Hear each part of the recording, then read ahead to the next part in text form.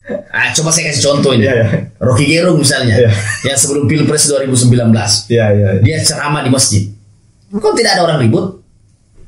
Kalau padahal kalau dipikir Rocky Gerung kan saya juga tidak tahu agamanya Rocky Gerung apa sih ya. Tapi yang jelas dia bukan seorang Muslim. Loh kok tidak ada yang marah? Tiba-tiba Gus Miftah ceramah di gereja kok banyak yang marah? Kan ini kan ada politisasi agama di situ. Betul.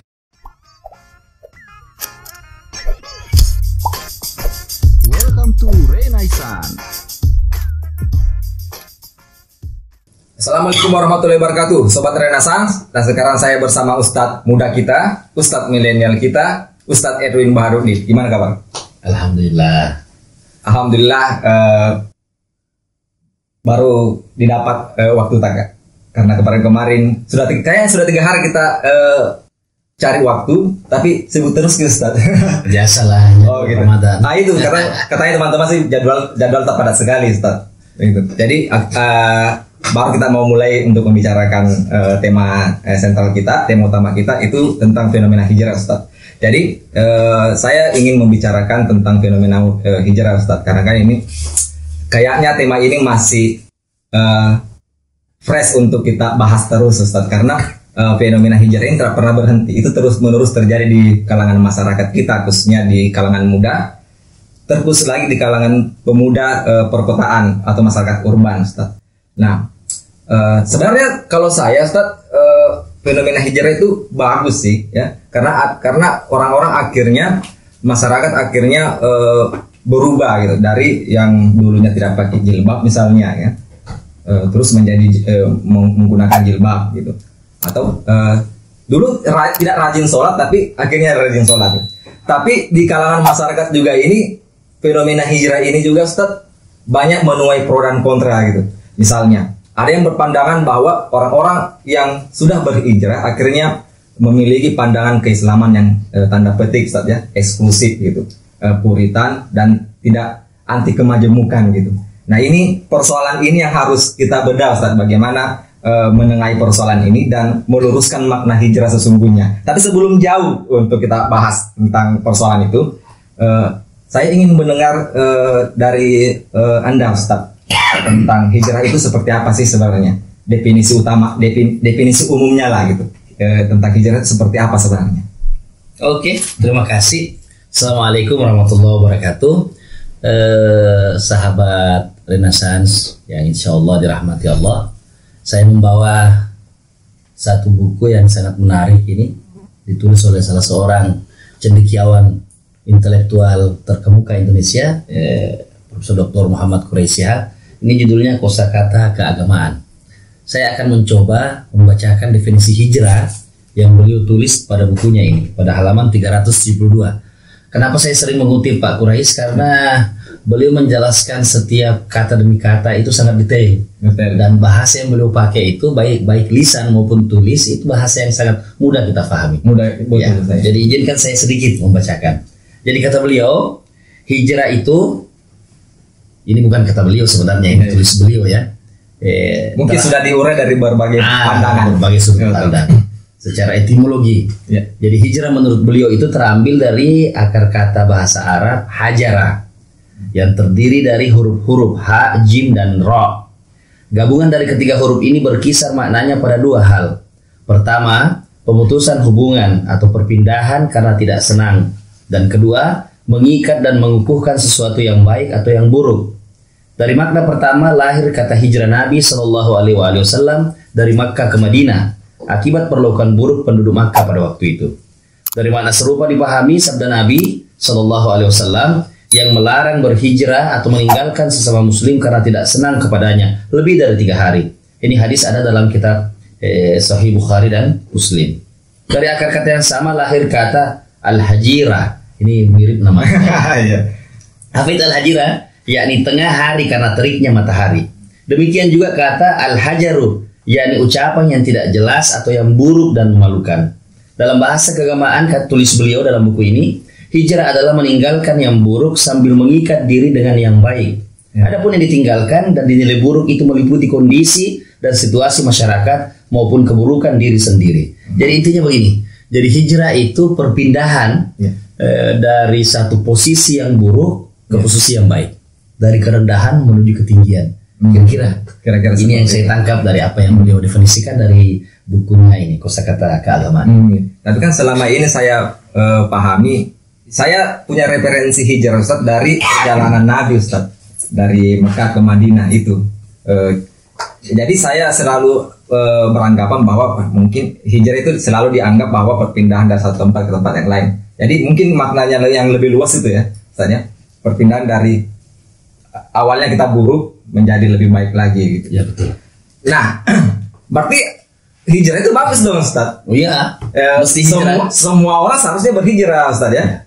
Jadi bagaimana melihat fenomena hijrah selama ini Ustaz? Karena kan pro dan kontra Ustaz. Bukan pro dan sebenarnya bagus sih sebenarnya, tapi ada juga orang-orang atau di kalangan muda kita ya, di kalangan masyarakat yang akhirnya memahami secara sempit makna hijrah itu Ustaz gitu ya. Pertama bahwa kebanyakan orang yang berhijrah itu hanya memaknai perubahan atribut kesalehan Ustaz. Jadi hanya mengubah atribut kesalehannya saja dari tidak pakai jilbab menjadi berjilbab, dari yang dulunya tidak pernah pakai peci sekarang kemana-mana pakai peci dan menggunakan sorban misalnya Ustaz. Nah sebenarnya saya tidak masalah seperti itu Ustaz kalau saya Ustaz ya. Tapi biasanya banyak orang yang beranggapan bahwa mereka tidak banyak memikirkan aspek kualitasnya gitu. Jadi mungkin saja pemahaman banyak yang mereka banyak dikritik dari aspek pemahaman keagamaan yang mereka yang terlalu dangkal karena mereka mohon maaf Ustadz ya berhijrah hanya dengan menonton ceramah-ceramah di YouTube misalnya di media sosial gitu, sehingga tidak menemukan referensi keagamaan yang lebih kompleks untuk mereka pelajari. Itu bagaimana memandang fenomena seperti itu Ustaz? Ya, saya pikir memang masyarakat kita akhir-akhir ini kaum muslimin utamanya mohon maaf ya dalam tanda kutip kalangan selebriti juga ya terpapar ini penyakit hijrah. Mereka mendefinisikan hijrah itu dari inklusif ke eksklusif. Jadi pada saat mereka hijrah, dahulu mereka tidak mengenal kebenaran. Setelah mereka hijrah, ya dia memahami yang benar kata orang. Sebelumnya dia tidak mengenal kebenaran. Pasca dia hijrah, hanya dia yang benar. Nah ini memahami hijrah ini keliru ini. Jadi hijrah sebenarnya itu perubahan pola pikir, ya perubahan pola pikir. Minaz zulumati ilan nur, dari gelap menuju cahaya, dari keburukan menuju kebaikan. Bukan perubahan fashion. Gitu ya. Nah akhir-akhir ini hijrah kita maknai dengan perubahan fashion. Dari tadinya misalnya kita memakai baju kaos, berubah menjadi memakai baju gamis atau baju koko. Dari yang tidak pakai peci menjadi pakai peci. Ya. Dari yang pakai jeans menjadi pakai celana kain saja dan lain sebagainya. Jadi saya pikir itu keliru. Sebenarnya itu bukan hijrah, itu hanya perubahan fashion. Padahal hijrah sebenarnya itu dimaknai perubahan perilaku. Islam ini adalah Nabi diutus pemikiran. Iya pemikiran, perilaku. Dari pemikiran lah itu melahirkan tindakan. Innama bu'itsu liutammima makarimal akhlak. Aku diutus kata Nabi untuk menyempurnakan akhlak yang mulia. Jadi hijrah sebenarnya dari situ, dari biadab menjadi beradab. Dari garang menjadi santun, dari pemarah menjadi penyabar, dari pendendam menjadi pemaaf, dari ahli maksiat menjadi ahli ibadah. Bukan dari baju kaos ke baju koko. Bukan itu hijrah. Saya pikir itu hanya fashion saja. Tapi itu tidak masalah juga sih sebenarnya, karena memang perlu simbol-simbol, ya. Tetapi itu bukan urgensi dari hijrah itu sendiri. Saya pikir itu. Dan kadang itu Ustaz ya, mohon maaf ya, ketika mereka telah berhijrah itu selalu saja memandang bahwa orang-orang yang belum mengikuti jalan hijrahnya sebagai orang yang perlu diluruskan gitu. Makanya kadang mereka pada saat setelah berhijrah itu ketika misalkan mereka melihat temannya yang belum menggunakan jilbab misalnya, itu selalu ada saja sikap tendensius gitu dari mereka untuk agar temannya ini juga ngikut gitu, karena dia merasa bertanggung jawab karena mereka sudah hijrah, mereka merasa bertanggung jawab untuk mengingatkan teman-temannya agar mengikuti jalannya sendiri. Bagi saya itu salah satu dakwah juga. Tetapi kalau misalkan ada semacam pandangan bahwa orang yang belum mengikuti jalan hijrahnya itu berperilaku buruk. Bagaimana itu Ustaz pandangan seperti itu? Karena kan biasa ya ada yang begitu Ustaz. Dan saya sering mengalami itu Ustaz. Saya pikir itu karena kurangnya ilmu, pengetahuan terhadap makna hijrah itu sendiri. Jadi saya pikir mengajak orang dalam kebaikan itu adalah kewajiban kita semua. Betul. Ya. Udu ila sabili rabbika bil hikmah. Ajaklah manusia kata Allah ke jalan Tuhanmu. Ke jalan Tuhanmu bil hikmah, dengan hikmah. Apa itu hikmah? Hikmah itu amal ilmiah dan ilmu amalia. Artinya apa? Pada saat kita sudah merasa dalam posisi kebenaran, kita tidak serta-merta harus menganggap orang lain yang berbeda dengan kita itu tidak benar. Betul. Dalam arti ya kita mengajak mereka bukan karena paksaan, apalagi kita sudah merasa lebih baik. Saya pikir itu mereka belum hijrah. Mereka belum hijrah. Mereka hanya perpindahan dari satu simbol ke simbol yang lain, dari satu fashion ke fashion yang lain. Karena pada saat mereka sampai pada kebenaran, mereka tidak akan berlaku arogan. Karena sungguh perilaku arogan itu adalah perilaku syaitan. Iblis yang dahulu ribuan tahun tinggal di surga, salah satu makhluk yang paling taat kepada Allah, tidak pernah sekalipun mereka berbuat kekeliruan, tapi Allah usir dari taman surga. Karena apa dia diusir? Aba wastakbara wa kana minal kafirin. Karena kesombongannya dia diusir dari taman surga. Artinya apa? Pada saat kita sudah merasa diri dalam kebenaran, lalu kita menganggap orang lain tidak benar dan kita merasa lebih suci, lebih penting, itu jebakan Batman juga. Itu jebakan iblis juga untuk mencederai atau menghilangkan ketulusan niat kita dalam perjalanan kita, suluk kita kepada Allah Subhanahu wa taala. Jadi saya pikir mereka belum sampai pada esensi hijrah. Karena persoalannya saat begini, mereka kan baru hijrah nih, mungkin agak kurang etis ketika misalkan dia langsung menjadi mau seolah-olah menjadi guru misalnya kan. Mungkin bagus ajakan, tapi tidak perlu misalnya dijadikan jalan hijrahnya itu sebagai patokan kebenaran dan menjadikan patokan hijrahnya itu sebagai patokan untuk mengidentifikasi orang-orang itu berperilaku buruk atau belum menuju jalan hijrah gitu. Ada juga yang menarik ini Ustaz dari fenomena hijrah ini, soal orang-orang yang baru saja berhijrah lantas menjadi pendakwah. Ini bagaimana fenomena? Karena saya begini Ustaz, kayak misalnya kita Ustaz tuh, itu kan kita nyantri bertahun-tahun kan, sekolah agama bertahun-tahun. Ini baru hijrah, mungkin baru beberapa bulan hijrah, lantas sudah didorong untuk menjadi pendakwah di mana-mana gitu. Itu bagaimana melihat fenomena seperti itu Ustaz? Ya inilah fenomena kapitalisasi dakwah sebenarnya. Oh gitu. Jadi sebenarnya begini, selalu saya bilang kepada teman-teman, adik-adik kalangan mahasiswa, bahwa Islam itu punya satu bangunan. Bangunannya itu apa? Pertama iman. Iman dulu. Yang kedua ilmu. Setelah ilmu amal. Setelah amal dakwah. Menyampaikan tabligh. Nah, dari iman, ilmu, amal dan dakwah ini pada saat ini berproses dengan baik, berjenjang, dan kita konsisten dalam proses itu, nanti akan melahirkan akhlakul karimah. Jadi mesti melalui proses itu. Jadi kita harus mempercayai ajaran itu. Setelah kita percaya kepada ajaran atau ideologi itu, kita harus mengkaji, mempelajari ajaran dan ideologi itu. Dan tidak boleh instan. Tidak boleh instan. Ya harus begitu, harus terperinci. Belajar agama ini nggak main-main. Misalnya kita mau menjelaskan makna ayat-ayat Al-Quran atau hadis-hadis Nabi, itu butuh ilmu. Ada namanya ulumul Quran kalau kita mau mengkaji Al-Quran. Mengkaji hadis ada namanya ulumul hadis. Sama lah begini. Saya kasih contoh yang sederhana. Tidak semua orang yang bisa berenang bisa menyelam. Betul. Tidak semua orang yang bisa menyelam, bisa sampai pada kedalaman tertentu. Harus ada alat yang kita pakai. Kira-kira sampai kedalaman 5-6 meter barangkali lah. Itu kita bisa menyelam tanpa alat bantu. Ya kan? Tapi lewat dari kedalaman 6, 7, 8, 9 ke bawah kan perlu alat bantu. Dan seterusnya. Ya kan? Kan alat bantu itu ibaratnya itu ilmu. Itu ilmu. Nah, tentu orang yang mau menyelam harus punya syarat. Syarat pertama dia bisa berenang. Karena tidak mungkin menyelam kalau tidak bisa berenang. Tenggelam duluan dia kan. Sama lah dengan berdakwah ini. Jadi bukan hanya sekedar dia Islam, dia mau belajar agama dengan baik, bukan itu. Dia harus belajar dulu bersungguh-sungguh, mempelajari semua disiplin ilmu-ilmu Islam supaya dia bisa menjadi seorang ustadz atau mubalik yang terpercaya, yang bisa menyampaikan ajaran-ajaran agama, ilmunya jelas. tafsir secara terperinci. Nah, saya pikir membalik fenomena, membalik insan inilah yang mencelakai umat. Kenapa Ustaz? Ya. Ini benar gini. Kenapa mencelakai umat? Karena mereka kadang berbicara atau menyampaikan sesuatu berdasarkan hawa nafsunya, bukan berdasarkan ilmu atau berdasarkan keterikatannya misalnya kepada kelompok ini atau kelompok itu. Jadi tidak lagi netral dalam menyampaikan kebenaran. Saya pikir belum lagi ilmunya yang belum memadai.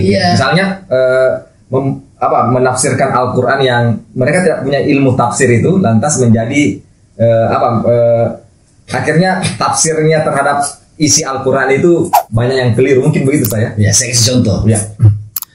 Misalnya dalam Al-Quran, pada saat Tuhan memerintahkan kita untuk menyampaikan, menyampaikan ayat, mengajak orang ke dalam ajaran-ajaran Tuhan, kita bisa perhatikan itu dalam Quran. Allah berfirman, Ud'u ila sabili rabbika bil hikmah. Masih ada lanjutannya. Saya sampai di situ saja. Ud'u ila sabili, ajaklah manusia, ud'u ila sabili, ajaklah manusia ila sabili, ke jalan Tuhan bil hikmah. Nah, di situ digunakan kata as-sabil. Itu bermakna jalan. Nah, pada surah Al-Fatihah, pada saat kita meminta jalan yang lurus kepada Tuhan, di situ digunakan ihdinas siratal mustaqim. As-sirat itu juga bermakna jalan. Nah, persoalannya bagaimana seorang mubalik bisa menjelaskan ini kepada jamaah? Apa perbedaan antara as-sabil dengan as-sirat? Sama-sama bermakna jalan. Kenapa di kedua ayat ini berbeda kosakata yang dipakai? Nah, bagaimana kalau seperti itu? Nah, itu kan butuh ilmu, butuh nahwu saraf, untuk menjelaskan. Nah, saya kasih contoh as-sabil misalnya. Pada saat kita disuruh Tuhan untuk menyampaikan sesuatu kepada masyarakat, di situ digunakan kata as-sabil. Apa maksudnya itu? Seorang mubalik, seorang penceramah, seorang juru dakwah, seorang penyampai, tentulah dalam menyampaikan ajaran-ajaran agama sesuai dengan apa yang dia fahami. Yang dia fahami itu yang dia pelajari, yang dia pelajari itu yang dia kaji, itulah yang dia fahami, itu yang dia amalkan, itu yang dia sampaikan. As-sabil. Jadi apa itu as-sabil? As-sabil itu bermakna jalan-jalan kecil, atau istilahnya Pak Wali Kota kita, lorong-lorong. Anak lorong, as-sabil, ya kan? Nah, apa itu as-sirat? As-sirat itu bermakna jalan utama, jalan yang lurus. Jadi dalam konteks dakwah misalnya, bagaimana mendudukkan as-sabil dan as-sirat ini? Saya kasih contoh dalam konteks perbedaan mazhab pandangan. Saya selalu bilang begini. Saya lahir dan besar di lingkungan Nahdlatul Ulama, Nahdiyin. Kalau saya ditanya, Ibnu man anta? Kamu putra siapa? Anak Ibnu Islam. Saya putra Islam yang kebetulan aktif di Ormas Nahdlatul Ulama yang bermadhab Syafi'i. Nah, dalam madhab Syafi'i diajarkan dalam fikihnya kalau kita sholat subuh kunut. Kunut subuh itu as-sabil, jalan kecil. Nah, teman-teman Muhammadiyah tidak kunut subuh. Mengikuti pendapat Imam Malik bin Anas, gurunya Imam Syafi'i. Tidak kunut subuh juga itu as-sabil. Dalam konteks ilmu komunikasi dakwah, disitulah seorang mubalik harus memahami ini. Bahwa kunut itu as-sabil, tidak kunut juga as-sabil. Di mana as-siratnya ya salat subuhnya. Jadi tidak masalah yang kunut subuh, tidak masalah yang tidak kunut subuh. Yang penting salat subuh. Maka pentinglah ilmu di situ. Maka penting untuk seorang penyampai itu memahami apa yang dia sampaikan. Tapi biasa ngotot itu kalau misalkan dia tidak biasa kan orang seperti itu ngotot ketika misalkan tidak diikuti pandangannya begitu. Nah, ini memang menimbulkan pro kontra di masyarakat. Yang fenomena hijrah itu sedikitnya wawasannya. Termasuk kita kembali ke konteks hijrah itu. Mereka memahami hijrah ilmu yang mereka pelajari pada ustadz mereka, itulah Islam. Dan itulah Islam satu-satunya. Di luar dari apa yang mereka pahami dan model mereka bukan Islam. Karena selalu mereka mengatakan begini, sangat populer ini, kebenaran itu satu. Jadi pokoknya hitam putih. Yang sholat subuh kalau bukan kunut ya tidak kunut. Kalau mereka meyakini kunut salat subuh, yang tidak kunut salah, keliru. Kalau mereka meyakini yang tidak kunut subuh benar, maka yang kunut subuh keliru. Kan itu kan persoalannya di situ. Karena mereka ini sering menyalahkan amalia kaum muslim yang lainnya gitu, yang berbeda. Nah, inilah fenomena hijrah kita, utamanya di kalangan artis. Saya kasih contoh ya. Saya tidak perlu menyebut nama. Ada satu artis kemarin itu yang jadi host. Ya, kita tahu lah beliau.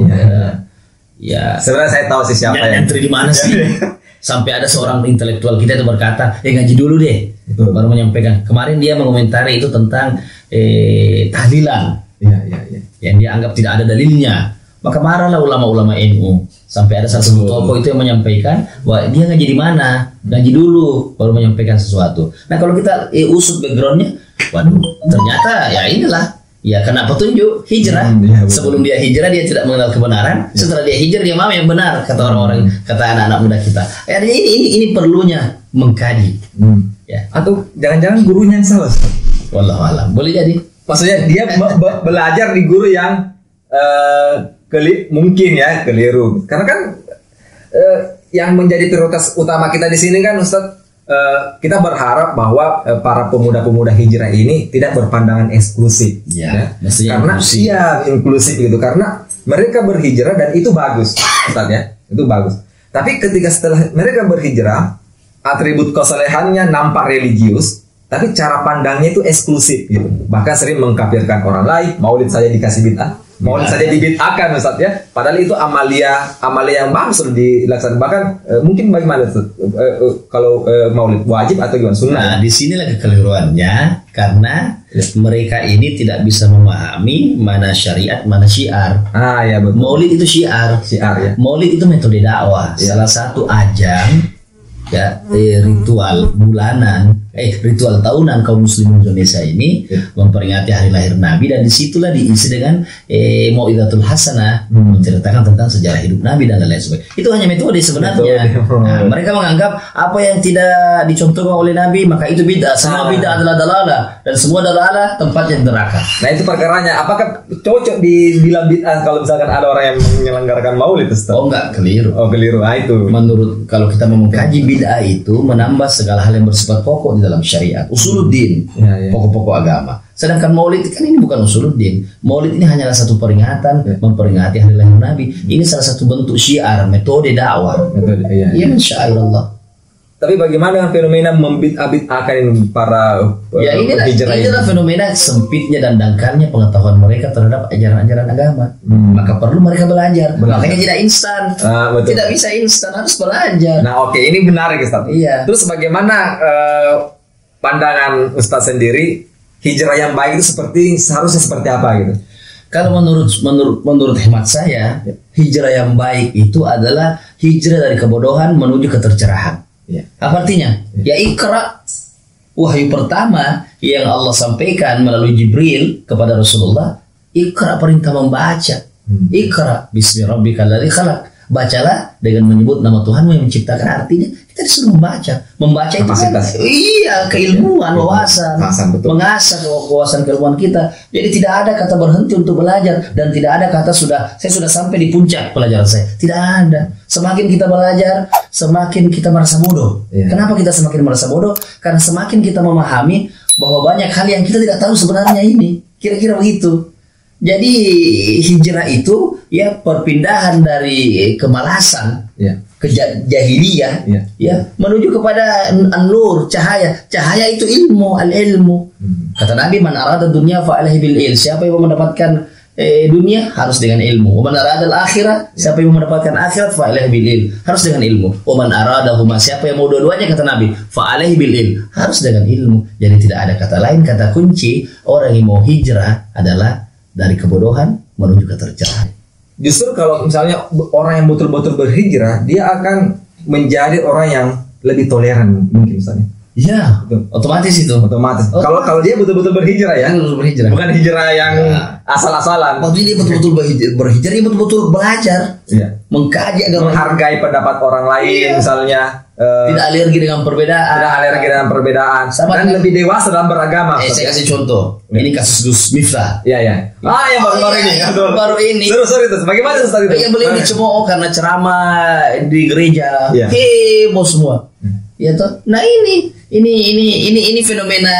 fenomena kita ini beragama terlalu girah beragama kita sedemikian tinggi, tapi tidak diimbangi dengan semangat literasi. Cobalah searching itu di YouTube, buka di Google. Apa yang harus dibuka? Lihat itu ulama-ulama Al-Azhar pidato di gereja. Di Suriah seperti itu. Tidak masalah saja. Tidak masalah. Iya kan? Apa yang masalah? Mereka saja pidato di gereja, apalagi. Iya. Begitu. Coba saya kasih contoh ini. Rocky Gerung misalnya, yang sebelum Pilpres 2019. Dia ceramah di masjid. Kok tidak ada orang ribut? Kalau padahal kalau dipikir Rocky Gerung kan non. Saya juga tidak tahu hal-hal agamanya Rocky Gerung apa sih ya. Tapi yang jelas dia bukan seorang Muslim. Loh kok tidak ada yang marah? Betul. Tiba-tiba Gus Miftah ceramah di gereja kok banyak yang marah? Kan ini kan ada politisasi agama di situ. Betul. Ketidaksenangan kepada Gus Miftah dan apapun yang dilakukan Gus Miftah akhirnya semua negatif. Kenapa? Karena memang kita sudah tidak senang dasarnya. Sama dengan Gus Islam Nusantara ini yang disalahpahami oleh banyak orang. Betul. Kenapa tidak pernah mau mencoba mengkaji apa sih itu konsep Islam Nusantara? Nah itu banyak ditolak oleh kaum penghijrah. Kaum penghijrah menolak itu. Jadi mohon maaf kalau saya membaca fenomena hijrah kita di Makassar, pada khususnya di Indonesia pada umumnya ini hijrah dari Indonesia ke Arabi. Dari Indonesia ke Arabi. Maksudnya ke Arabi. Ya betul karena atributnya atributnya ke Arab-Araban. Nanti dikatakan kita berislam dengan baik kalau kita Arab. Mulai dari ujung kaki sampai ujung rambut Arab. Bicara ukhti antum, akhi, ikhwan, kita tinggalkan kearifan lokal kita. Padahal itu hanya budaya, Sob. Itu budaya. Gamis panjang itu pakaian saudaranya orang Arab. Tapi selalu dianggap bahwa ini mencerminkan religiusitas keagamaan kita sebagai umat Islam. Ya memang kalau mau ditelisik hadis bagaimana cara berpakaian Nabi ya tentu seperti itu karena Nabi orang Arab, Islam turun di tanah Arab, Nabi berbahasa Arab, Al-Quran berbahasa Arab. Tapi sebenarnya ya tidak pasti Arab itu Islam dan tidak semua Islam itu Arab. Artinya apa? Islam ini sistem nilai yang bersifat universal dan bercirikan rahmatan lil alamin. Jadi kalau menurut hemat saya, wahai kelompok-kelompok hijrah kawan-kawanku, saudara-saudaraku ini, ya, bahwa pada saat kita berislam bukan berarti kita harus menghilangkan akal kita sebagai orang Indonesia. Iya kan? Saya pakai apa ini namanya nih? Ini nih. Sweater. Saya pakai baju Barcelona ya. Karena kita nggak gaul. Maksudnya bahwa beragama itu bukan simbol melulu. Agama itu nilai. Apa yang kita bisa maknai dari keberagamaan kita. Nah ini tuh Ustaz, jangan sampai misalnya kita selalu menuduh orang belum berhijrah, padahal sebenarnya mungkin dia sudah berhijrah lebih jauh daripada kita gitu. Karena mungkin dia tidak menampakkan atribut kesalehan, tapi dia rajin sekali sholat, ibadahnya juga bagus dan pemahaman keagamannya juga bagus. Mungkin saja kan? Sebaik-baik pakaian adalah libasut takwa, pakaian takwa. Apa yang dimaksud pakaian takwa? Apakah pakaian takwa yang dimaksud dalam ayat itu adalah baju koko atau gamis? Abu Jahal juga pakai gamis panjang, Abu Lahab juga pakai gamis panjang, tapi Rasulullah gamis panjang. Apa bedanya? Betul. Nabi pakai gamis panjang, Abu Bakar gamis panjang, Umar bin Khattab gamis panjang, Abu Lahab, Abu Jahal, Umayyah bin Khalaf gamis panjang. Tapi yang membedakan mereka satu penyembah berhala, satu penyembah Allah Subhanahu wa Ta'ala. Yang membedakan mereka satu garang, satu santun. Ya satu biadab, yang satunya beradab. Itu berarti artinya apa? Islam ini nilai. Kira-kira itu. Yang kita tangkap dari ajaran Nabi. Sangat menarik sekali pembahasannya dan banyak sekali ilmu yang kita dapat dari sini. Terus satu lagi Ustaz, yang terakhir, pertanyaan terakhir. Mereka perlu belajar agama dari mana? Orang-orang misalnya ketika ada orang yang hendak berhijrah, mereka perlu belajar agama dari mana, Ustaz? Karena saya ada yang saya pernah dapat pandangan bahwa jika pun hendak berhijrah itu hijrahnya tidak usah langsung mau perfect begitu, mau langsung sempurna. Ada saya anggapan bahwa tidak apa-apa pelan-pelan, gitu kan? Tidak apa-apa pelan-pelan. Yang penting bisa sampai ke tahap level-level yang lebih tinggi lagi. Itu bagaimana Ustaz? Dan referensi, bagaimana sih referensi guru yang harus kita bukan menunjuk satu person ya, tapi secara umum Ustaz, kriteria-kriteria guru yang harus kita orang-orang temui atau tempati mereka belajar ketika mereka hendak hijrah, itu gimana Ustaz? Saya pikir begini, al ulama warisatul anbiya, ulama itu pewaris para nabi. Jadi itu kata kuncinya di situ. Jadi di zaman sekarang ini karena Rasulullah sudah tidak ada di tengah-tengah kita, para sahabat juga sudah tidak ada, tabi'in juga sudah tidak ada, tabi'in juga sudah tidak ada, tentu kita harus merujuk kepada para ulama. Siapa itu ulama? Al-Quran jelas-jelas mengingatkan kita bahwa para ulama itu adalah orang-orang yang takut kepada Allah. Secara bahasa, ulama itu adalah orang yang punya pengetahuan. Jadi tempat kita harus belajar, wahai teman-teman yang mau hijrah termasuk saya ini, ya belajar kepada ulama. Saya juga sementara lagi hijrah. Dan siapa itu ulama? Ulama di sini adalah orang-orang yang menguasai ilmu-ilmu Islam. Kalau kita lebih khususkan lagi, karena semua pakar itu semuanya ulama itu dari segi bahasa. Mau pakar matematika, pakar biologi, pakar ekonomi, semua ulama kan orang yang punya pengetahuan. Ulama itu. Orang yang mempunyai pengetahuan dan pengetahuannya itu mengantarkan dia kepada Allah. Pengetahuannya itu mengantarkan dia pada hakikat kebenaran yang akhirnya menimbulkan ketakutannya kepada Allah. Itu ulama. Nah, tapi secara khusus kita bicara ulama dalam konteks ini adalah ulama yang betul-betul menguasai ilmu Islam. Ya dengan baik. Ya kalau istilah pemerintah ya yang sudah disertifikasi kira-kira begitu.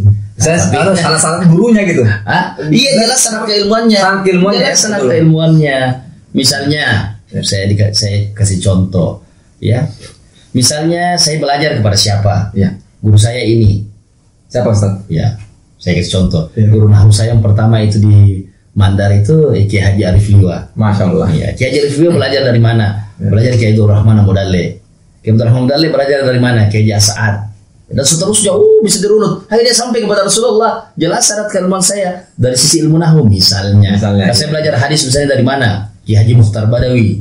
Ya. Kiai Mukhtar Badawi ini pernah belajar di mana? Pernah belajar di Madrasah Solutiyah di Makkah kepada Sayyid Alwi Al-Maliki, ayahnya Sayyid Muhammad bin Alwi Al-Maliki. Nah, ini seterusnya sampai kepada Nabi. Kan jelas. Nah, itu yang saya belajar sejarah misalnya dari mana? Dari Kiai Haji Idrus Abdullah. Kiai Idrus ini belajar dari mana? Dari gurunya ini. Seterusnya sampai kepada. Itulah sanad mata rantai keilmuan, transmisi keilmuan yang harus dijaga. Nah, sekarang kan kita hanya belajar di YouTube, mendengarkan ustadz-ustadz kita, itu pun yang sesuai dengan kita. Kalau ada ustadz yang tidak cocok pandangannya, kita tidak mau ikuti, tidak mau dengar. Inilah kekurangan kita sekarang. Jadi saya pikir hijrah itu betul-betul perpindahan fisik dan rohani dari satu posisi yang tidak baik menuju posisi yang baik. Ya, dari kebodohan menuju ketercerahan. Saya pikir itu. Dan pelan-pelan saja, soalnya tidak perlu terburu-buru gitu. Oh iya, step by step. Tidak perlu langsung. Kan agama katakan ibda binafsik, mulai dari diri. Ya. Jangan buru-buru mau jadi penceramah. Ya, itu yang saya maksud. Kenapa sih ini kan umat tidak akan lari, tidak akan kabur. Iya, saya pikir itu. Pengen banget gitu langsung menjadi orang yang wow gitu ya. Tidak apa-apa jadi mubalik pada diri kita sendiri, pada keluarga kita. Tidak usah langsung terjun kepada umat kalau kita belum punya kapasitas untuk itu. Karena apa? Karena kapan kita tidak punya kapasitas lalu kita terjun ke tengah-tengah umat, inilah kadang yang membuat umat jadi bingung. Yaitu dengan penyampaian kita, tidak boleh begini bid'ah, tidak boleh begini sesat, tidak boleh begini kafir. Kan ciloko ini kata Pak Jokowi, celaka kalau begini modelnya. Misalnya begini Ustaz, ada ahwat nih yang mau pakai jilbab. Seru ini. Soal jilbab. Tapi dia pengen tidak mau jilbab yang hijab yang panjang kan, yang menutupi. Dia maunya dulu hijab jilbab yang kecil-kecil saja. Itu bagaimana? Saya pikir begini, kembali kepada jilbab itu. Kan itu ada dalam surah Al-Ahzab. Ya Bismillahirrahmanirrahim. Ya ayuhan nabiyyu, hai nabi, kulli azwajika, katakanlah kepada istri-istrimu, wa banatika, anak-anak perempuanmu, wa nisa'il mu'minina, dan kepada seluruh perempuan mukmin, yudunina alaihinna min jalabihinna, agar mereka mengulurkan kain kerudungnya ke seluruh tubuhnya. Dzalika adna, supaya mereka lebih dikenal, ayyurafna, dan supaya mereka tidak diganggu. Wa kana Allahu ghafurur rahim. Dan sesungguhnya Allah itu Maha Pengampun lagi Maha Penyayang. Karena kembali ke definisi apa itu jilbab. Yang mana itu jilbab? Apa beda antara hijab dan jilbab? Itu gimana itu? Itu mesti ada ilmu di situ. Kalau ada ilmu kan bahaya kita dalam menjelaskan itu. Jadi misalnya jilbab itu adalah pakaian yang bisa menutupi lekuk tubuh perempuan. Itu jilbab. Jadi pakaian kesopanan yang tidak menampakkan lekuk tubuh. Ulama-ulama berbeda pandangan soal batasan-batasan aurat itu dalam perempuan. Kalau kita mau jujur mengkaji, ya kan? Kalau kita mau jujur. Nah, sebagai ulama berpendapat seluruh tubuh wanita itu adalah aurat kecuali wajah dan telapak tangannya. Inilah yang menjadi pandangan umum para ulama. Ada juga ulama berpendapat bahwa rambut itu bukan bagian dari aurat. Maka kita perhatikan dulu ibu-ibu NU apa itu? Nah, apa itu? Biasanya dia muslimat NU, ibu Aisyah, Muhammadiyah, itu kan mereka berkerudung. Berkerudung. Kayak ibu Sinta Nuri Abdurrahman Wahid, itu kan berkerudung tapi rambutnya dikit kelihatan, lehernya kelihatan. Itu boleh jadi itu pandangan itu terambil dari situ. Jadi memang ini ada perbedaan pandangan tentang batasan aurat itu di kalangan ulama. Ada juga yang ketat yang mengatakan seluruh tubuhnya aurat kecuali wajah dan telapak tangan. Nah, inilah seperti yang kita pakai sekarang. Jadi itu kan rada ikhtilaf. Nah, Kalau kita mengambil jalan tengah, Ya. saya mengambil jalan tengah, saya berkata sepanjang pakaian itu tidak menonjolkan lekuk-lekuk tubuh, maka itu sudah menutup aurat. Menutup aurat. Urusan rambut nampak atau tidak nampak, panjang lagi kajiannya, kita itu mengkaji itu. Itu soal tafsir terhadap teks-teks itu. Saya pikir itu. Saya sarankan kita untuk membaca buku yang ditulis Profesor Quraisiyat, judulnya Hijab. Itu jelas beliau menyampaikan pandangan seluruh ulama terdahulu, ulama kontemporer tentang batasan-batasan aurat itu. Dan beliau di akhir bukunya itu malah tidak menyimpulkan, dia menyerahkan kesimpulan itu. Iya, Karena dia tidak mau mengambil perbedaan yang beraneka ragam itu. Yang pokok intinya begini, Islam ini menyuruh kita untuk berpakaian sopan. Jangan menampakkan lekuk-lekuk, karena laki-laki tidak nampak aja kita sudah tertarik. Terus terang aja ya. Apalagi kalau sudah nampak. Wah, iya, pasti kita keblinger semua, jadi keblinger semua, jadi orang bingung semua melihat aurat perempuan. Jadi mesti memang ditutup. Mesti ditutup. Jadi cuma batasan yang mana ditutup itu berbeda. Yang jelas intinya pada umumnya begini, kecuali wajah dan telapak tangan. Pada umumnya itu. Ya, ada lagi yang mengatakan cadar itu wajib. Itu penjelasannya lain lagi. Saya pikir bukan ruangnya, tidak cukup ruang dan waktu untuk menjelaskan perbedaan itu. Tapi intinya biarkanlah masyarakat memilih yang mana yang mereka mau ikuti gitu ya. Mana mereka mau ikuti. Nah, saya pikir gamis model panjang hitam. Karena perbedaan pandangan tadi, krem coklat kan itu fashion dari Timur Tengah itu. Iya kan? Fashion Timur Tengah. Kalau fashionnya orang Indonesia, ibu-ibu kita itu pakai apa? Itu kebaya, kemudian berkerudung. Iya kan, itu fashion dan itu menutup aurat juga. Saya pikir itu. Jadi dan ada landasannya. Ada landasan. Inilah yang repot kalau kita hanya mengambil satu pandangan, lalu menutup diri dari pandangan yang lain. Sehingga pada saat kita mengambil satu pandangan dan kita menganggap pandangan itulah yang paling benar, dan apa yang berbeda dengan kita itu tidak benar. Ini repotnya sekarang, dan ini yang terjadi di kelompok hijrah. Jadi yang tidak memaki, misalnya, mohon maaf, ini saya tidak mau menyinggung siapa, mohon maaf sekali. Misalnya yang tidak sesuai dengan selera fashion berhijab mereka sudah keliru, padahal tidak seperti itu. Butuh kajian. Dianggap tidak sesuai Islam. Cobalah kita jalan-jalan ke Timur Tengah itu. Itu putri-putri Raja Saudi Arabia itu gamis panjang kalau di Makkah, di Madinah, di Saudi. Ya, tetapi kalau mereka keluar ke London, ke Amerika, ke Bandung, terbuka rambutnya, mengikuti fashion di malah rambutnya pirang, pakai jeans apa dan segala macamnya. Ini anak raja-raja Saudi loh, belum lagi raja-raja Timur Tengah yang lain. Misalnya istrinya Raja Yordania ini misalnya, Raja Hasan II. Itu kan juga kalau kita lihat dalam perspektif hijab menurut kelompok hijrah ini kan tidak berhijab itu. Nah, ini istrinya Ratu Yordan ini, ya kan, seorang muslimah. Apa dia tidak memahami ayat-ayat itu? Atau nenek-nenek kita dahulu itu yang aktif di Aisyah dan di Muslimat, apa mereka tidak pahami ayat-ayat jilbab? Apa Kiai Hasyim Asy'ari tidak mengerti hijab? Ini Kiai Ahmad Dahlan tidak mengerti hijab, sehingga istri-istri itu kelihatan lehernya berkerudung biasa saja. Wah, bahaya itu.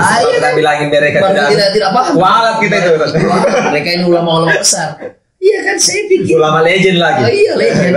Dan diakui keilmuannya. Betul. Ya, tidak instan. Tidak seperti kebanyakan artis-artis kita yang tiba-tiba jadi ustaz. Ya, saya pikir itu. Mantap. Ini menarik sekali dan sepertinya kita sudah selesai, Ustaz. Besok ada acara mata, Ustaz. Insyaallah. Dan saya mau minta doa, Ustaz. Cepat-cepat dapat jodoh. Oke, assalamualaikum warahmatullahi wabarakatuh. Sobat Renaissance, dan sampai ketemu kembali di video selanjutnya.